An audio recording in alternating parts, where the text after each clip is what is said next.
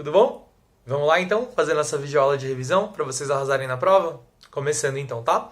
O primeiro tema que a gente vai trabalhar vai ser a crise de 1929, ok? Então vou recuperar com vocês aqui alguns aspectos sobre a crise de 1929, o que ela foi, quais são as consequências dela e como ela foi resolvida. Vamos começar?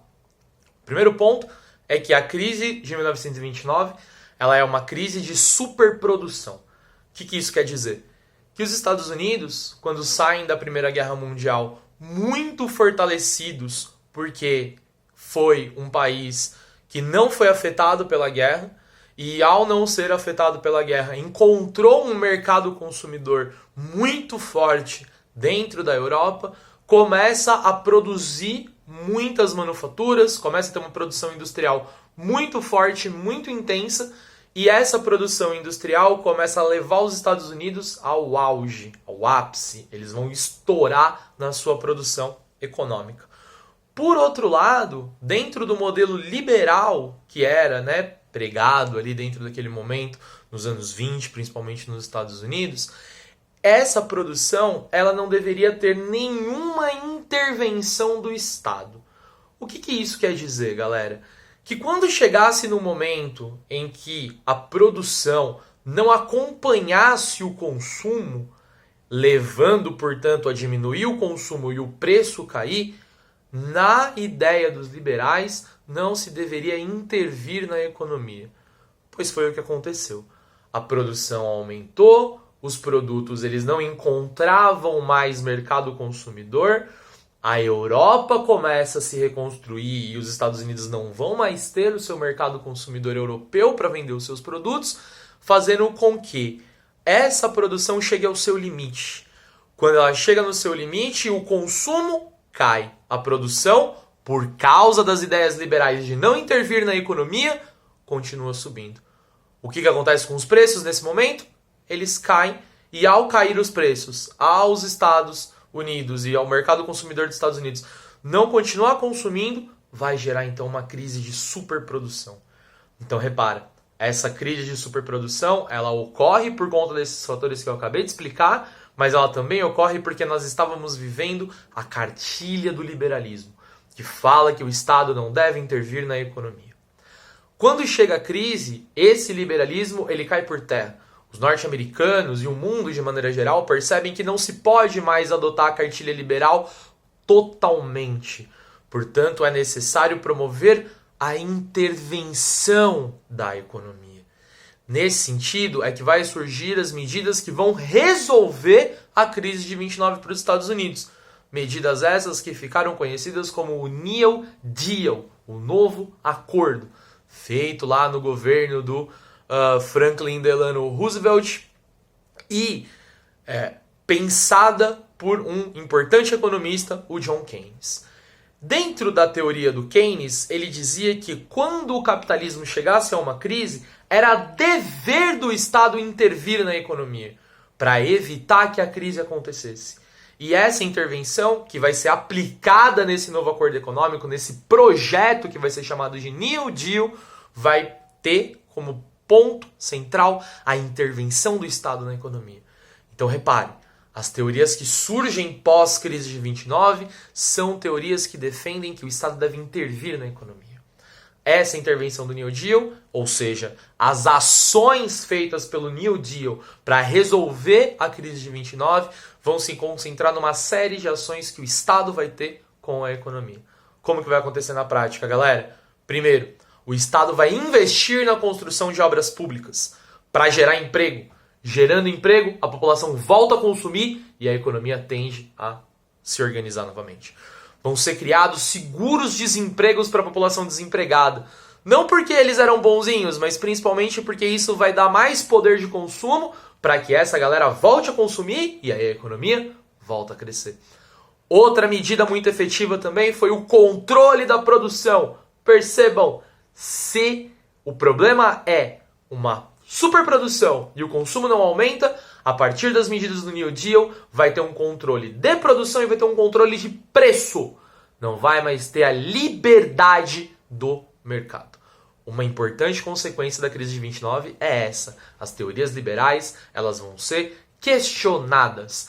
No campo da economia, principalmente, não se deve mais deixar a mão invisível do mercado atuar. Não, o Estado deve controlar, intervir, organizar a economia para evitar uma crise como essa. Agora, uma outra importante consequência da crise de 29 é o esgotamento dos modelos liberais em todos os aspectos. É por isso que há uma relação direta entre a crise de 1929 e a ascensão dos regimes totalitaristas na Europa. Como que isso vai acontecer? O primeiro ponto é o esgotamento do modelo liberal. Percebam, não se acreditava mais que a liberdade fosse um bem em si. Se acreditava que a liberdade trouxe todos esses problemas. Trouxe uma guerra e trouxe uma crise, a mais grave crise da história do capitalismo. Por isso as pessoas elas se cansaram do modelo liberal, elas pararam de apostar no modelo liberal. E aí o discurso do totalitarismo começa a ficar mais sedutor para as populações europeias. Afinal de contas, os discursos partiam do pressuposto de que democracia, liberdade, liberalismo só tinha trazido problemas. Seria então o momento de ter uma sociedade, um modelo político mais autoritário. Porque só assim, com o Estado forte e com as liberdades individuais fracas, é que se poderia chegar novamente a um bom desenvolvimento e trazer prosperidade, economia forte e felicidade para todo mundo. A gente sabe que isso é só um discurso, porque os totalitarismos eles não trouxeram absolutamente nada. Mas é um dos fatores que a gente pode pensar na consequência da crise de 29 com a ascensão desses regimes totalitários. Um outro fator é a crise em si. Porque percebam, se os Estados Unidos estavam reconstruindo a Europa do pós-guerra, que já não estava muito boa a situação deles durante os anos 20, quando a crise chega na década de 1930, aquilo que estava ruim piorou. Fazendo com que a população da Europa, que já estava completamente devastada, com muita crise, vai intensificar ainda mais a sua crise. Nesse ambiente da Alemanha, com muito desemprego, Itália com muito desemprego, uma inflação muito forte, principalmente desses dois fatores, essa crise econômica vai propiciar a ascensão desses regimes totalitários. Porque as pessoas queriam um salvador, alguém que resolvesse a situação. E é nesses perigosos momentos que o discurso totalitarista se faz presente. Portanto, temos aqui a crise de 29, os seus fatores, as suas causas, as suas consequências e como ela foi resolvida. Primeira parte, então, das nossas habilidades para avaliação está aí. Agora, avançando para o nosso próximo tema, a gente vai falar sobre especificamente a ascensão do nazismo dentro da Alemanha.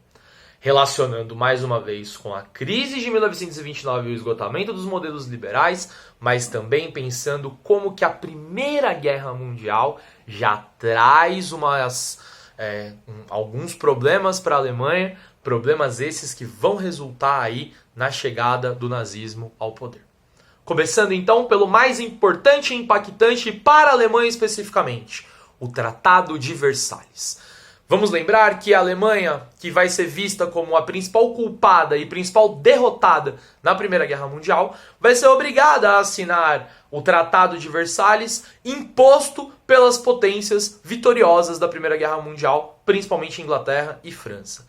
Ao ser obrigados a assinar esse tratado, a Alemanha, vão ter que reduzir o seu exército a praticamente nada, vão ter que passar para essas potências os seus territórios que eram muito importantes para a economia, como por exemplo a Alsácia e a Lorena na Europa, muito rica em minério de ferro, e também as suas posses no ultramar, ou seja, aqueles territórios que estavam sendo dominados na África e na Ásia, que eram alvos da ação imperialista da Alemanha e que servia para o desenvolvimento econômico da Alemanha. Além disso, a Alemanha também vai ser obrigada a pagar altas taxas de indenização para os países vencedores da Primeira Guerra Mundial. Ou seja, o Tratado de Versalhes ele vai diminuir o poder bélico da Alemanha, ele vai tirar os territórios que faziam a Alemanha ter uma industrialização forte e vai obrigar a Alemanha a pagar indenizações. Ou seja, a economia alemã vai se quebrar por causa do Tratado de Versalhes. E vamos pensar e vamos perceber que a própria guerra já tinha quebrado a Alemanha. Ou seja, o Tratado de Versalhes impõe tantas sanções para a Alemanha que ela não consegue se desenvolver economicamente, prejudicando principalmente a sua população. Além disso, a Alemanha e os alemães se sentem humilhados pelo Tratado de Versalhes. É um tratado que visava também colocar nos alemães a única responsabilidade sobre a Primeira Guerra Mundial. Tudo isso gera um problema econômico muito grande, um problema social muito grande, porque as pessoas, principalmente as mais pobres, estão passando fome na Alemanha, o desemprego está muito alto e essa população se sente humilhada pelas potências. É isso que nos ajuda a explicar o porquê que as populações alemãs acreditaram no discurso do nazismo e no discurso de Adolf Hitler.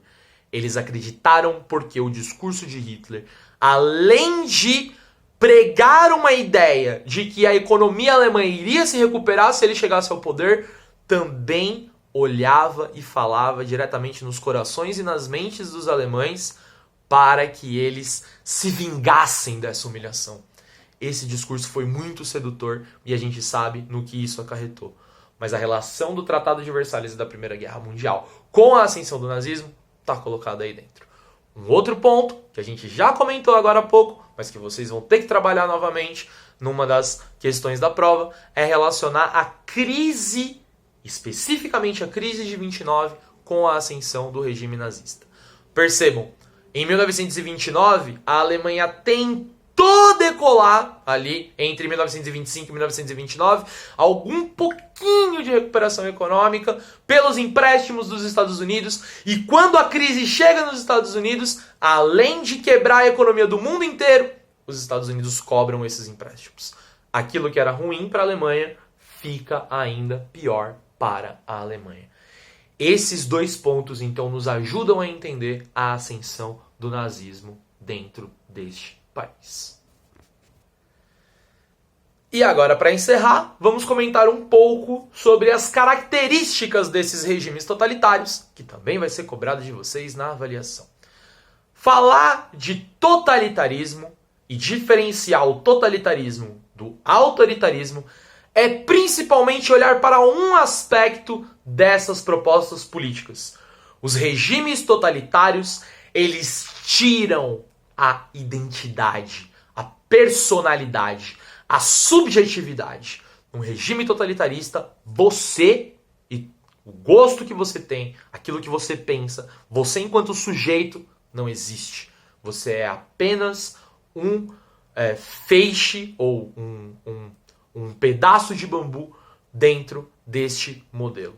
Ou seja, a principal questão dos regimes totalitaristas é tirar as liberdades individuais, controlar as relações das pessoas, ou seja, transformar as pessoas em apenas uma parte do Estado. Reparem, essa é a característica central dos regimes totalitários. Tirar a individualidade, fazer com que cada pessoa, com a sua identidade própria, vire especificamente algo que vai ser controlado e vai ser usado pelo Estado. Porque no final das contas, o que importa para o regime totalitarista é o Estado. Esse é o elemento mais importante dos regimes totalitaristas, mas não é o único. Então vamos relembrar de mais alguns para que vocês possam aí estudar e se dar bem na avaliação. O primeiro ponto que eu queria tocar com vocês aqui das características é o ultranacionalismo. Dentro dos regimes totalitários se valorizava muito essa ideia de nação, justamente para construir aquela ideia de que nós somos melhores do que vocês, para mobilizar a população e para dar um inimigo para a população. Nada é melhor do que para a construção de uma coletividade do que você entregar um inimigo em comum. E fica muito mais fácil para controlar os países. Concordam comigo? Por quê? Porque se eu começo a criar um sentimento de que eu e nós, dentro de uma nação, somos mais fortes, somos mais importantes, somos melhores, nós conseguiremos estar mobilizados para enfrentar aqueles que que são de fora. Então o ultranacionalismo é muito importante na construção dos regimes totalitários. Ultranacionalismo esse que vai se dar dentro da Itália, por exemplo, numa retomada da ideia de que eles são pertencentes ao Império Romano. No caso da Alemanha, as ideias, né, do pertencimento e da raça, né, da construção da raça ariana. Um outro ponto também que a gente pode tratar dentro das características dos regimes totalitários é também a presença sempre forte de um grande líder. Um líder que vai controlar as massas e que vai se aproximar das massas, desenvolvendo com as massas quase uma relação de paternalismo, né? de pai com elas. Outra característica que a gente pode tratar também aí na prática desses regimes é a ausência de diversidade política, ou seja, a ausência de democracia. São sempre governos de partido único, que não estimulam aqueles debates e aqueles diálogos tão importantes para a construção de uma sociedade democrática. Além disso, a gente também vê a perseguição aos opositores sendo muito presente, o controle dos meios de comunicação e também a mudança que vai ser feita dentro dos currículos escolares, o controle da arte e por aí vai. Tudo para quê? Para evitar que as pessoas possam pensar por si próprias. Para evitar que as pessoas possam criticar aquele modelo. Ou seja, o totalitarismo ele desenvolve todas essas características para controlar a sua população. Certo? Trabalhamos então todos os temas que vai cair na avaliação de vocês. Eu quero deixar claro que a prova vai cobrar de vocês uma leitura muito atenta, principalmente dos comandos das questões. Não reproduzam exatamente o que está aqui na videoaula. Ela serve para vocês estudarem. Quando vocês pegarem a prova, eu quero que vocês façam leituras atentas dos textos, leituras atentas das imagens e, por favor, prestem muita atenção no comando que eu estou cobrando de vocês. Certo? Escrevam bastante, porque vocês sabem que eu adoro ler. E, por favor, argumentem muito bem. Eu tenho certeza que vocês vão arrasar na prova, porque é isso que vocês fazem de melhor. Beijo, galera. Bons estudos. Qualquer dúvida, deixa nos comentários aqui, que a gente troca aquela daí esperta. Certo? É nóis, meus amores. Beijo, minhas amoras.